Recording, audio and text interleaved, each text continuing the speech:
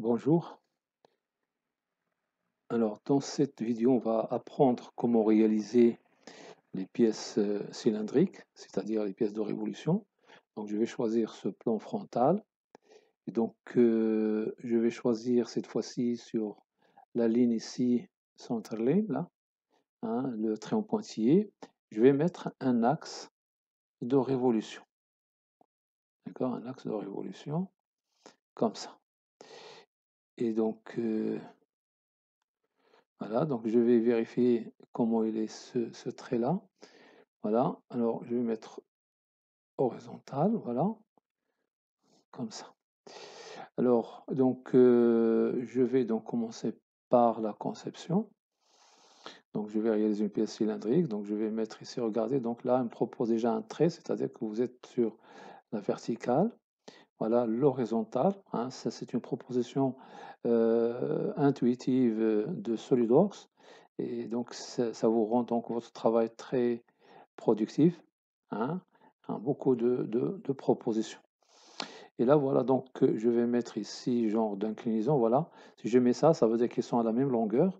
Donc je vais proposer ici, comme ça. Et là, je vais mettre une forme comme ceci. Voilà. Donc ça, c'est hein, mon esquisse. Alors donc il faut tout de suite, donc la première tâche, c'est de mettre des côtes pour ne pas, hein, commence par les longueurs les plus importantes. Ici, par exemple, 133, bon, je vais mettre 135. Et ici, donc, c'est un diamètre, donc je commence par ce diamètre, 31, donc c'est le rayon 31, donc je vais mettre rayon de 30, par exemple. Et là, c'est le diamètre, voilà, hein, c'est un diamètre de 52, donc je vais prendre, par exemple, voilà, 52, ok. Et je vais mettre ici, bon, par exemple, ce petit diamètre de, mettons, de 20. 20, voilà cette forme. Et donc, cette longueur-là, par exemple, bon, voilà, cette longueur-là, prend par exemple, c'est égal à 10. Voilà, 10. Voilà, vous voyez, donc, il me reste donc cette côte, hein, cette inclinaison. Donc, pour les angles, donc je peux côter cette longueur comme ça, comme ça. Donc, j'ai trois possibilités pour cette ligne. Donc, parallèle à la ligne, verticale, horizontale. Donc, ce sont toujours. Donc, vous avez plusieurs choix. Alors, moi, ce qui m'intéresse, je vais mettre une côte, hein, angulaire. Voilà, donc c'est compte. Bah, donc, c'est un angle. Donc, je vais prendre un angle de 60, hein, quelque chose de visuel. Valeur visuelle. Voilà. Et donc, c'est une pièce. Et donc, une fois que j'ai mis les côtes, hein, je peux mettre. Je me reste aussi de positionner cette longueur-là. Bon, je le mets par exemple, hein, pour remettre les bonnes habitudes, hein, c'est de mettre toute la cotation pour ne pas avoir de problème, parce que la pièce risque de se déformer s'il y a un problème. En mettant l'esquisse, vous êtes à l'abri de toute déformation d'esquisse. Et là, hein, on voit bien l'esquisse maintenant, il est devenu donc une couleur noire. Ça veut dire que c'est une esquisse qui est strictement nécessaire. La cotation est juste. Pas de cotation de plus ni de moins. Elle ne peut pas se déformer, il n'est pas surabondant. Regardons maintenant si j'ajoute une autre cote, ce qui va se passer. Par exemple, je vais mettre ici, par exemple, cette cote-là, entre ça et ça.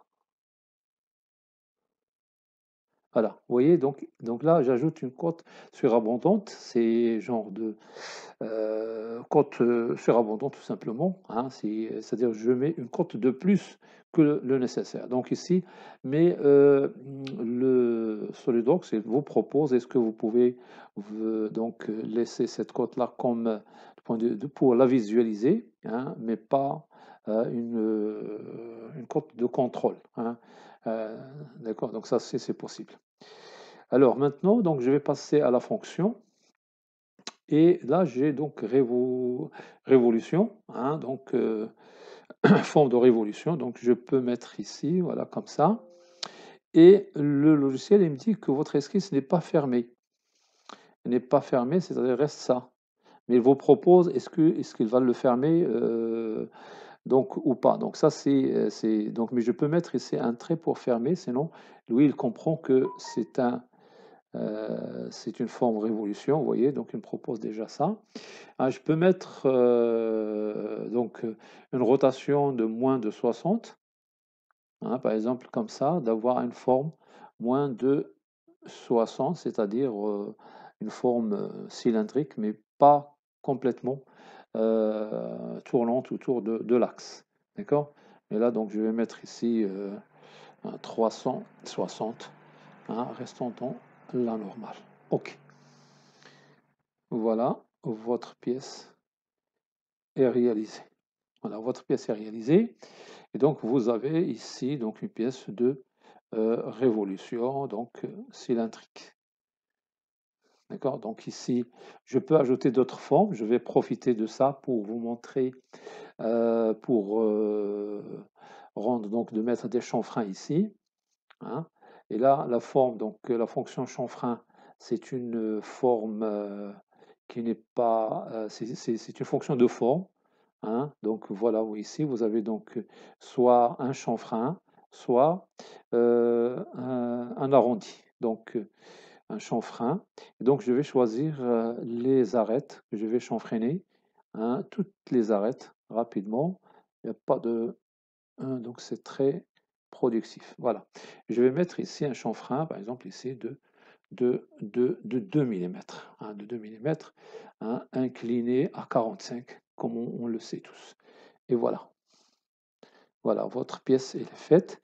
Par contre, ça, je l'ai laissé, donc le troisième, je l'ai laissé pour mettre un arrondi. Voilà, un arrondi pour cette pièce-là, pour cette forme-là. Et là, donc, un arrondi, je vais mettre 5 mm. Et vous avez donc la forme de votre pièce est réalisée. Voilà. Voilà votre pièce. Et donc, comme j'ai dit, donc je peux ici nommer donc la pièce. Bon, par exemple, hein, là, je peux mettre ou dans l'enregistrement, donc je peux mettre, donc je peux enregistrer, donner le nom. Alors, ici, je vais choisir aussi une autre couleur, comme je vous ai montré l'autre fois. Ce sont les bonnes habitudes, hein, parce que vous allez avoir des pièces qui vont être, vous allez faire des assemblages, et là, vous devez avoir plusieurs pièces, et donc il vaut mieux, donc, dès le début, choisir une couleur pour lors du montage, que ça soit bien fait. Voilà, votre pièce, je peux la visualiser, par exemple, en vue de face, vous voyez, donc là, en vue de face, hein, comme en vue de gauche, hein, comme en vue de dessus, mais ici aussi, je peux mettre une coupe. Et là, pour mettre une coupe, je vais choisir un plan. Vous voyez, donc le plan que je vais choisir, un des 3 plans, pour voir ce qu'il y a dedans. Voilà, OK. Et donc là, vous avez donc la coupe de... hein, si vous avez des formes à voir, hein, dans votre pièce, vous pouvez le voir, hein, les détails de votre travail. Donc j'enlève la coupe. Voilà, votre pièce est faite. Merci et à la prochaine vidéo.